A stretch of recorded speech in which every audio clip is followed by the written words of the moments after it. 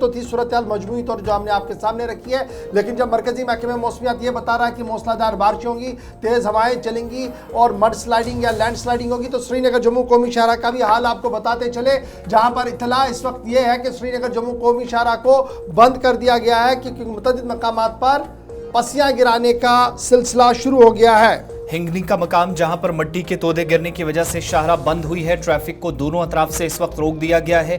भारी भरकम मशीनरी का इस्तेमाल करके इस इलाके के अंदर इस वक्त कोशिश ये हो रही है कि फौरी तौर पर दोनों अतराफ से गाड़ियों को रवाना किया जा सके।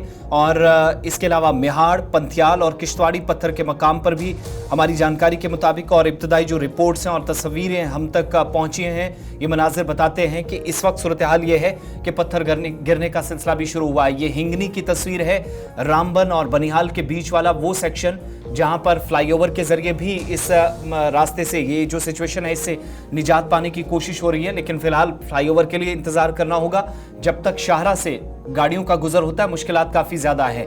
नीचे जो कटिंग हुई है, नतीजा ये है कि ऊपर से ये पहाड़ खिसक कर आ रहे हैं और जब भी कभी मौसम खराब होता है तो चट्टानें खिसकती हैं, मट्टी के तोदे गिरते हैं। और इस वक्त की इतलात के मुताबिक नेशनल हाईवे 44 पर रामबन के अंदर इंतजामिया ने जिस बात की तस्दीक की है कि हिंगनी, किश्तवाड़ी पत्थर, पंथियाल T2 का जो टनल है उसके करीब और मिहाड़ के मकाम पर स्टोन शूटिंग का भी सिलसिला जारी है और मिट्टी के तोदे गिरने की वजह से दोनों तरफ से ट्रैफिक को फिलहाल रोक दिया गया है। आरिफ वहीद हमारे साथ मजीद तफसीलात के लिए फोन लाइन पर ज्वाइन कर चुके हैं। आरिफ, अपडेट करें कि हल्की से दरमियाना दर्जे की बारिशों का इम्कान पहले ही जाहिर किया गया था और अब इत्तला यह है कि श्रीनगर जम्मू शाहरा पर फिलहाल दोनों तरफ से गाड़ियां रोक दी गई हैं।